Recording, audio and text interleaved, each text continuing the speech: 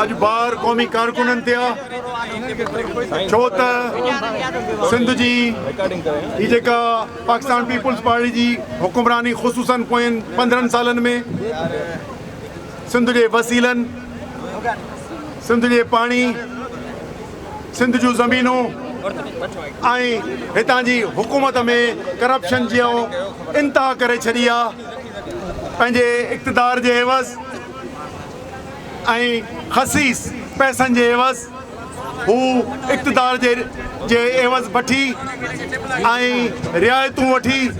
ऐं धारी दलाली कनि थियूं ऐं इन दलाली जे एवज़ उन्हनि में गॾु हितां जा चङा मुड़ुस हिननि जी सियासी पार्टीअ खां सवाइ हिननि जा सरदार पीर ऐं हितां जा बाअसर माण्हू सभु सिंध दुश्मन थी बीठा आहिनि। इन वक़्त ते आऊं उन्हनि क़ौमी कारकुननि खे जिन पंहिंजे मुस्तक़िल मिज़ाजी सां हिननि ख़ुसूसन 15 सालनि में जंहिं नमूने सां सिंध जा वसीला सिंध जूं सरहदूं बचायूं आहिनि सिंध जी विरासत खे बचायो आहे। सभु पाकिस्तान पीपुल्स पार्टी जूं मकरू साज़िशूं हुयूं त सिंध जा वसीला विकिणूं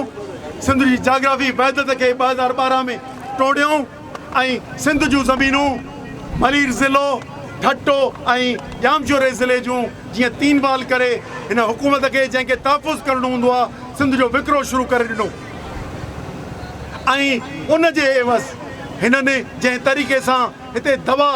जंहिं नमूने सां हिननि जी कोशिशि कई त दहशतगर्दी जा केस करे असीं हिननि खे हिसाईंदासूं पर हिननि खे ख़बर हुजणु घुरिजे हितां जो क़ौमी कारकुन पंहिंजूं हितां जूं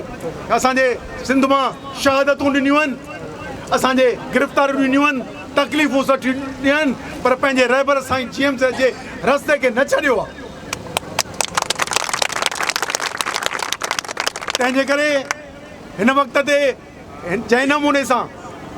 हिते जी सिंध असेंबली ऐं सिंध हुकूमत हुननि जी इन्हनि जे विकिरो कंदड़ ब्रोकरनि जी दुर थी बीह रही आहे आसिफ़ ज़रदारी ऐं मलिक रियाज़ ऐं ॿियनि जा पार्टनर थी हिते जे ठट्टो ज़िलो जामशोरो ज़िलो जी ख़ुसूसन जंहिं नमूने सां विकिरो शुरू कयो आहे उन्हनि खे क़ौमी कारकुन पंहिंजे बस सां उन्हनि जे रुकावट बणी आहे ऐं इंशाअल्लाह इहा पाण जिदोजहद पंहिंजी क़ाइमु रहंदी ऐं असांजे हिन गिरफ़्तारियुनि खां पोइ खेनि मैसेज मिली चुको आहे त तव्हां जेके दहशतगर्दी जा 32 केस कया आहिनि पर जे तव्हां 32 सबब करे छॾियो पर असीं तव्हांजो घेराव न छॾींदासूं तव्हांखे शिकस्त ॾींदासीं।